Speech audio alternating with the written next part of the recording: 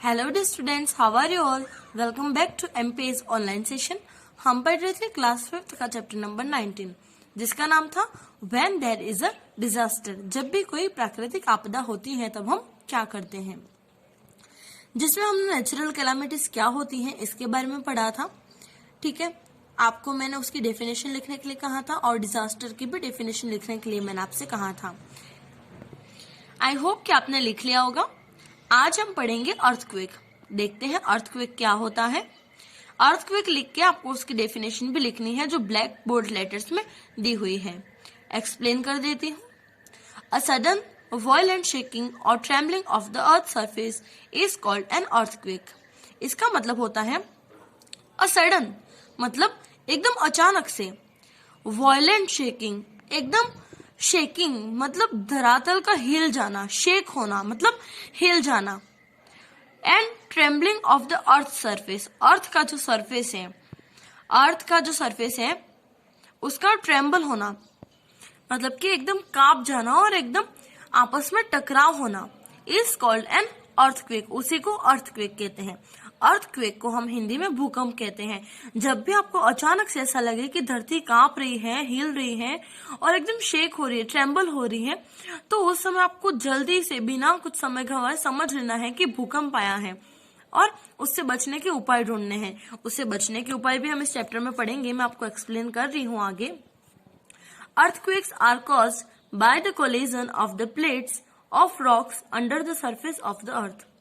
जो अर्थक्वेक होते हैं वह क्यों होता है ये बताया गया। Earthquakes are caused by the collision. Collision मतलब टकराव। अब आप क्या है, सीधे सीधे जा रहे हो और आपके सामने कोई और आकर टकरा जाता है तो आपको भी चोट लगेगी और जो सामने वाला आपसे टकरा है उसको भी चोट लगेगी। ठीक है, इसी तरीके से जो हमारी अर्थ है उसके नीचे प्लेट्स हैं। ठीक है, वहां पर रॉक्स है, बड़ी बड़ी एकदम चट्टाने।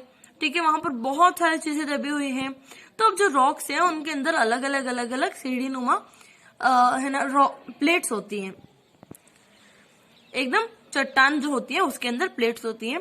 तो क्या होता है कि उनका कोलिजन मतलब वो आपस में टकरा जाती हैं। अब कोई भी दो चीजें हैं, मान लो कि ये दोनों ढक्कन है वो प्लेट्स हैं। ठीक है, हमने मान लिया कि ये दोनों ढक्कन प्लेट्स हैं। अब ये दोनों जमीन के नीचे हैं तो किसी प्रोसेस के कारण ये दोनों आपस में टकरा जाती हैं। अब टकराएंगी तो ये ऊपर उठेंगी। ठीक है, मान लो कि ये इसके ऊपर उठ गई या ये वाली इसके ऊपर उठ गई तो क्या हो गया, ये दोनों अपने प्लेस से हिलकर आपस में टकरा गई।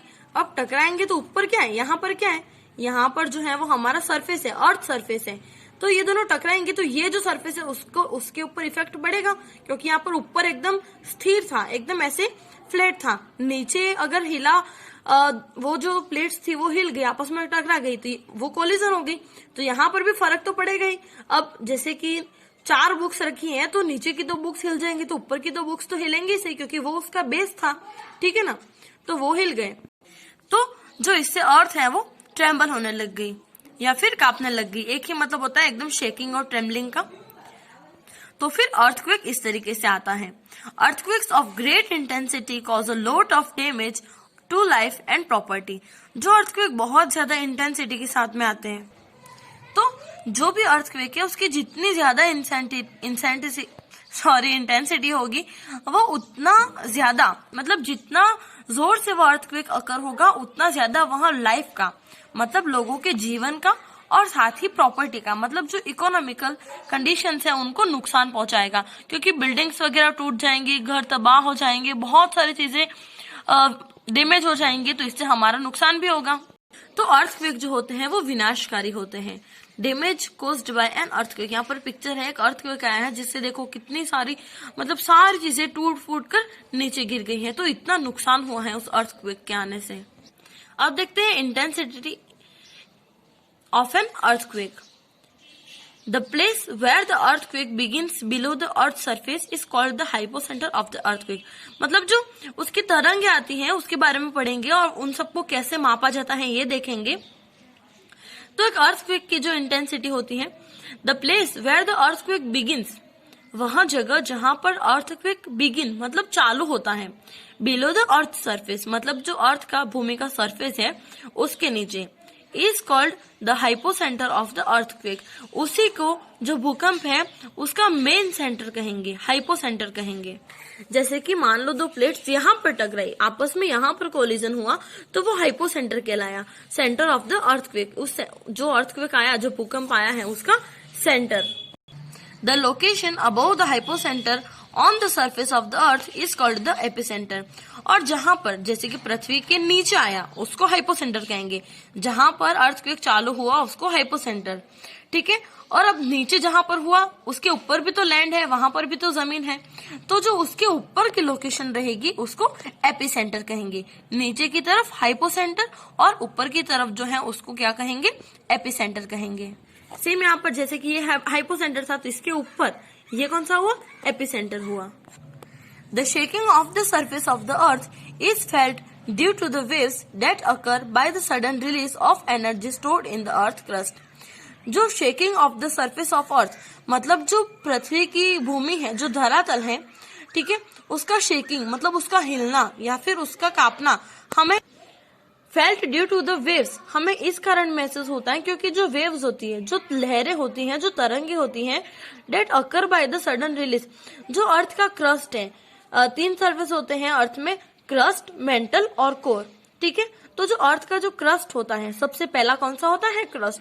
उसके अंदर एकदम अचानक से एनर्जी की, जो एनर्जी स्टोर थी वहां पर, अब हर जगह हमने पढ़ा है कि एनर्जी होती है, तो अर्थ के नीचे तो बहुत सारे एनर्जी है, तो वो जो एनर्जी है वो अचानक से रिलीज हो जाती है, तो उससे जो अंदर प्लेट्स हैं वो हिल जाती हैं। तो अचानक से उस एनर्जी के रिलीज होने के कारण जो अर्थ का क्रस्ट है वहां पर तरंगे उत्पन्न होती हैं और फिर उनसे जो भूमि होती है वो हमको कांपती हुई महसूस होती है।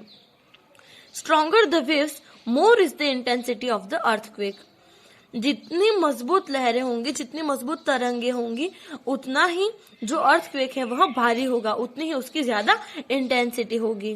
लाइटर द वेव्स, और जितनी लहरें या फिर तरंगे जितनी कम होंगी, अर्थक्वेक की इंटेंसिटी उतनी ही कम होगी।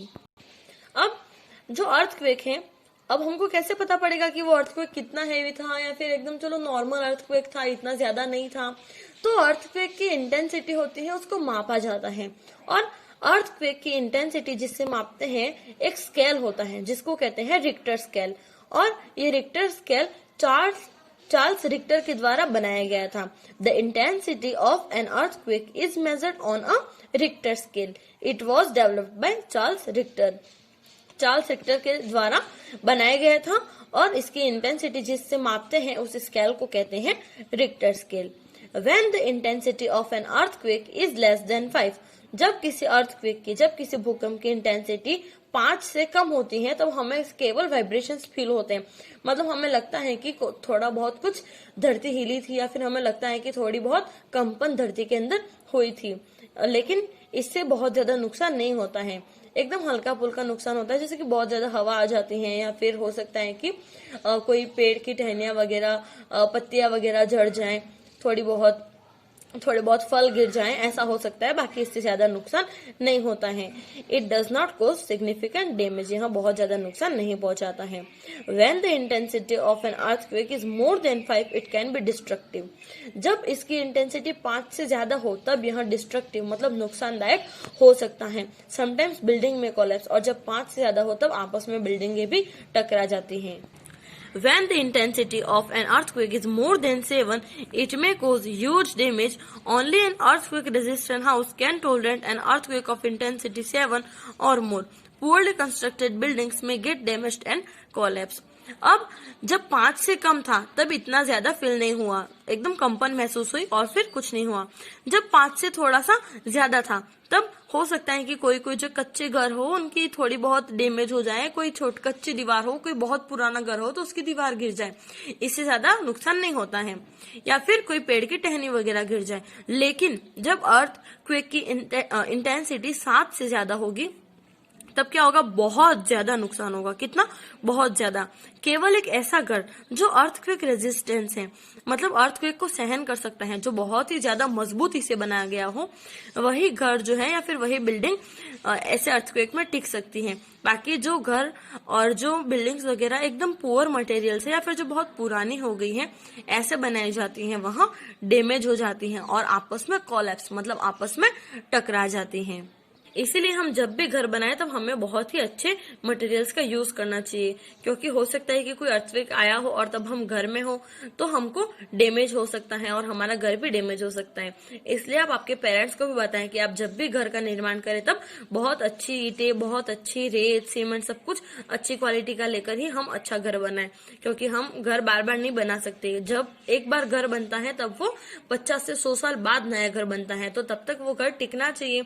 तो हमको अच्छे मटेरियल्स यूज करने चाहिए, क्योंकि हमको उस घर के अंदर रहना है और घर के अंदर हमारी फैमिली रहती है, तो हमें अवेयर होना चाहिए। आई होप कि आपको आज का टॉपिक समझ में आया हो। तो मिलते हैं नेक्स्ट वीडियो में, तब तक के लिए stay happy and stay at home and stay safe. Thank you.